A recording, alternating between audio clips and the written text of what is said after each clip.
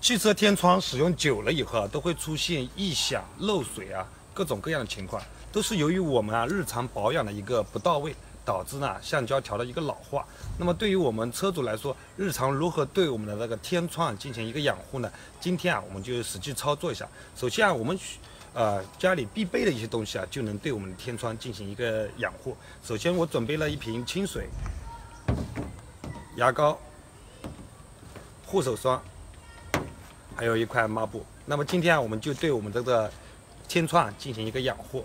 我们车窗异响的一部分原因是由于这个胶条这两块胶条，天窗的胶条和外部的胶条摩擦中间这个沙粒导致的这个摩擦声产生的异响。那么我们日常时候就可以用牙膏和抹布对这个胶条进行一个清理。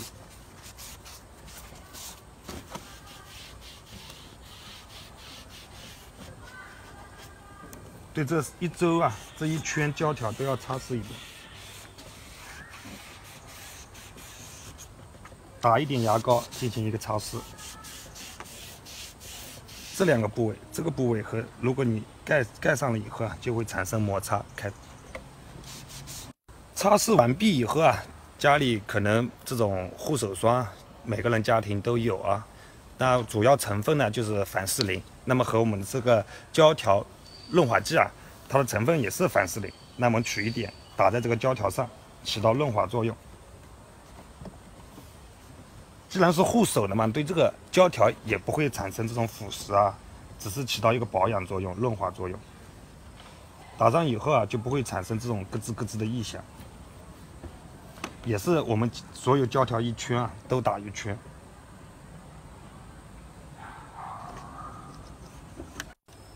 第三步就是检查我们这个天窗凹槽内清除这些凹槽内的这个灰尘和杂质。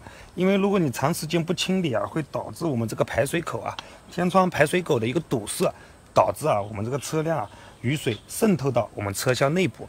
有些车就是漏水的原因就是这个堵水孔给堵住了。那我们就要先用布进行一个清理。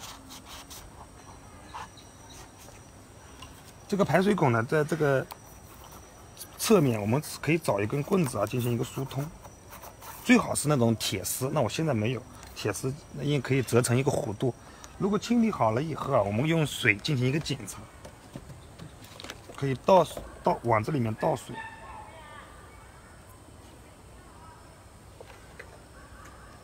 水会从我们这个玻璃副驾驶的最侧边往下流。我可以换个角度拍给大家看排水孔清理完以后要对我们的这个排水孔进行一个检查，就是倒水，往这个天窗里面倒水以后，发现这个水会流着，顺着我们这个玻璃的右侧流下来，那就是说明这个排水孔是通畅的。